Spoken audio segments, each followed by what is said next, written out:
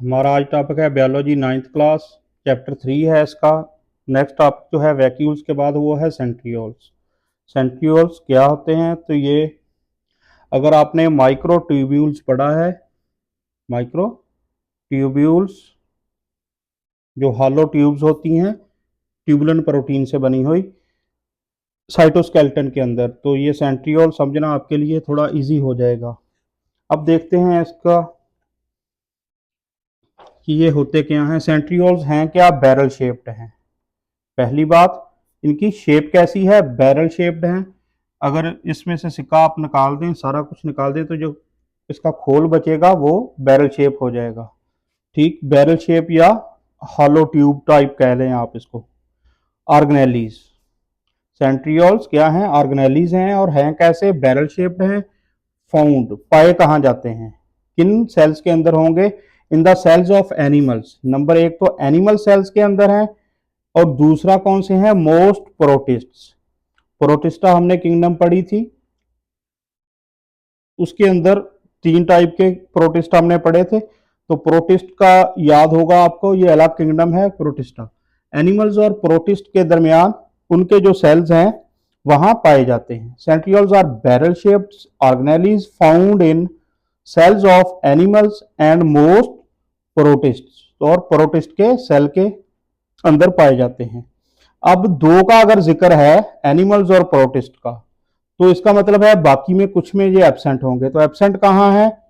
उसकी अलग हेडिंग है, absent in prokaryotes, higher plants और फंजाई। तीनों के अंदर प्रोकैरियोट्स यानी कि बैक्टीरिया वगैरह, हायर प्लांट्स और फंजाई, तो ये इन 3 ग्रुप्स के अंदर ये एब्सेंट होंगे। और हायर प्लांट्स का जो वर्ड है, ये कद के लिहाज से या लंबाई के लिहाज से हायर प्लांट्स नहीं होते, ये होता है वस्कुलर टिश्यूज होती हैं, जाइलम फ्लोएम वगैरह, ठीक, ट्रांसपोर्ट के लिए। उनका प्रेजेंस जो होगा वो हायर प्लांट्स में होता है और एब्सेंट होती हैं लोअर प्लांट्स में। तो ये हायर प्लांट्स लोअर प्लांट्स का ये फर्क पता हो आपको, वस्कुलर टिश्यूज की बुनियाद पर होता है। तो एब्सेंट कहाँ है? प्रोकैरियोट्स, हायर प्लांट्स और फंजाई, तीनों में ये एब्सेंट होते हैं, सेंट्रियोल्स नहीं होते इनमें। अब पेयर इनका कैसा होता है? ठीक है, there is a pair of centrioles. तो पेयर ऑफ सेंट्रियोल्स जो है वो कैसे होता, कैसे है? इनका एक जोड़े की शक्ल में होते हैं, पेयर की शक्ल में। इन विच बोथ सेंट्रियोल्स, दोनों सेंट्रियोल्स कैसे होंगे? At right angles. Right angles मतलब क्या होगा? 90 डिग्री का एंगल। आपस में एंगल कौन सा बनाएंगे? 90 डिग्री। तो ये 90 डिग्री का एंगल ऐसे बनेगा, ये। तो राइट एंगल्स एक दूसरे पे, to in which both centrioles are at right angles to each other. एक दूसरे के साथ एंगल कौन सा बनाएंगे? 90 डिग्री का। तो नेक्स्ट क्या है? सेंट्रोसोम क्या होता है? पेयर से नेक्स्ट जो है पेयर की शक्ल में होता, देयर इज अ पेयर, इनका जो पेयर होता है वो 90 का एंगल बनाता है। अब है सेंट्रोसोम। सेंट्रोसोम और सेंट्रियोल में क्या फर्क है? In animal cells, animal cells के अंदर क्या होगा? पेयर, द पेयर, जो सेंट्रियोल पेयर बनाते हैं इज कॉल्ड अ सेंट्रोसोम, उसको कहेंगे हम सेंट्रोसोम। पेयर जो है वो कहलाता क्या है? एनिमल सेल्स के अंदर ये साथ मेंशन है, in animal cells the pair is called a centrosome. यही पेयर जिसकी हम बात कर रहे थे वो सेंट्रोसोम कहलाता है। ठीक, एंड इट इज लोकेटेड, और इसकी लोकेशन क्या है? Near the nuclear envelope. Nuclear envelope के करीब इसकी लोकेशन है। लोकेशन है न्यूक्लियर इनवेल्प जो होता है, न्यूक्लियर इनवेल्प यानी कि न्यूक्लियर पर जो मेम्ब्रेन होगी, ठीक, उसके साथ ये लोकेट होते हैं सेंट्रोसोम। सेंट्रोसोम क्या होगा? ये पेयर होगा जब दो सेंट्रियोल 90 के एंगल पर होंगे पेयर की शक्ल में, तो एनिमल सेल्स में इस पेयर को क्या कहेंगे? सेंट्रोसोम। तो अगर हम बुक के अंदर देखें एनिमल सेल, तो सेंट्रोसोम ये जो है ये दिखाया गया है।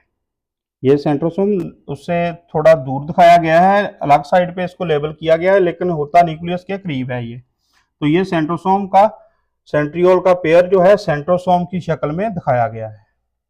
अब स्ट्रक्चर इनका कैसा होता है? ईच सेंट्रियोल, एक जो एक सेंट्रियोल होगा वो कैसा होगा, इज फॉर्म्ड, वो कैसे बना होता है, 9 ट्रिपलेट्स। 9 ट्रिपलेट्स किस चीज के हैं, ये 9 ट्रिपलेट्स, ट्रिपलेट का मतलब होगा 3, एक के अंदर 3 और ऐसे 9 ग्रुप बन जाएंगे। ट्रिपलेट्स ऑफ माइक्रोट्यूब्यूल्स, माइक्रोट्यूब्यूल्स के 9 ट्रिपलेट्स हैं ये, और ये अलग से बकायदा बुक के अंदर मेंशन है। अगर आप देखें इसका डायग्राम, ठीक, तो ये देखें एक ट्रिपलेट में कितने हो गए, 3, ट्रिपलेट का मतलब 3 हो गए, एक ट्रिपलेट हो गया 3 का, और ऐसे ट्रिपलेट हैं टोटल कितने, 9, और 9 ज़रब 3 27 टोटल माइक्रोट्यूब्यूल्स बन जाएंगी। और इनकी दूसरी ओवर हेड व्यू जिनका है वो ये है, एक ये ट्रिपलेट एक ये ट्रिपलेट, इनको गिनेंगे हम तो टोटल ये 9 ट्रिपलेट है, और हैं किस चीज के, माइक्रोट्यूब्यूल्स के, और ये सेंटर में अटैच हैं ऐसे व्हील की तरह। तो ये इनका स्ट्रक्चर है, एक सेंट्रियोल जो है 9 ट्रिपलेट्स ऑफ माइक्रोट्यूब्यूल्स से बनता है। तो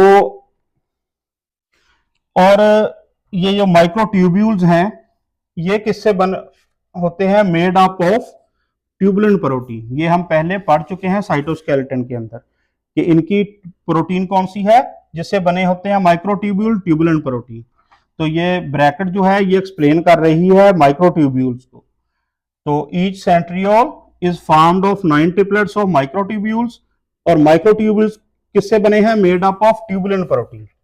अब इनका फंक्शंस क्या है, अब मेन इनका एक तो रोल है सेल डिवीजन के अंदर, ये अलग से शॉर्ट क्वेश्चन आ सकता है सेंट्रियोल का, ठीक, शॉर्ट क्वेश्चन बन सकता है कि सेंट्रियोल का रोल सेल डिवीजन में क्या है। At the start of cell division, cell division के स्टार्ट पे the pair of centrioles duplicates, pair of centriole को हमने कहा क्या था, सेंट्रोसोम, हमने सेंट्रोसोम कहा था उसको, पेयर को, ठीक, एनिमल सेल के अंदर। At the start of cell division the pair of centrioles, यानी कि सेंट्रोसोम जो है वो डुप्लीकेट्स, डुप्लीकेट का मतलब 2 में तकसीम हो जाएगा।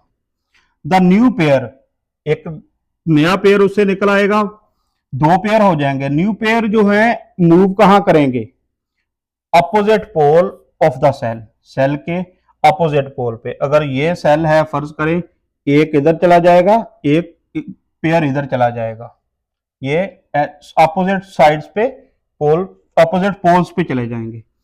There they form spindle fibres, तो यहां ये स्पिंडल फाइबर बनाएंगे ऐसे, ठीक, स्पिंडल फाइबर्स ऐसे डोरी टाइप जो होगा, फाइबर टाइप मटेरियल होगा।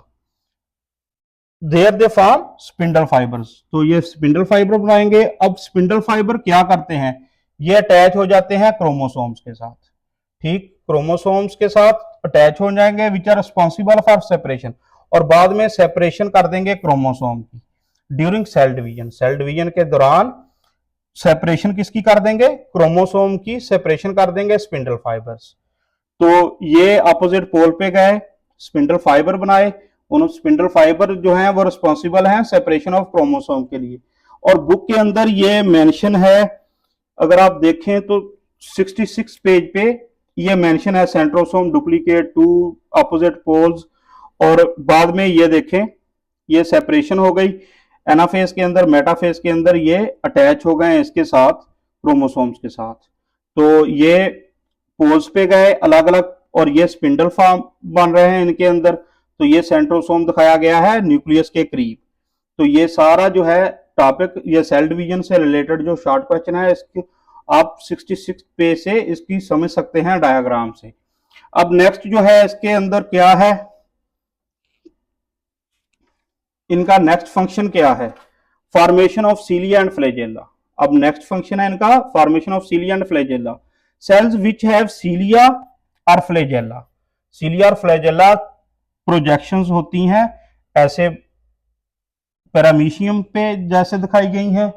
और अगर हम बुक के अंदर इसको गौर से देखें तो ये फ्लैजेला, ये ब्रीक ब्रीक जो छोटी छोटी हैं प्रोजेक्शंस, ये हैं सीलिया। तो सीलिया और फ्लैजेला जो है ये बनते किससे हैं, फॉर्मेशन में कौन किसका रोल है, सेंट्रियोल्स का। सेल्स विच हैव सीलिया और flagella contain centriole near cell membrane, तो उनके अंदर सेंट्रियोल कहाँ होता है? सेल मेम्ब्रेन के करीब। दी सेंट्रियोल्स, जो सेल मेम्ब्रेन के करीब सेंट्रियोल है, उनको कहेंगे बेसल बॉडीज।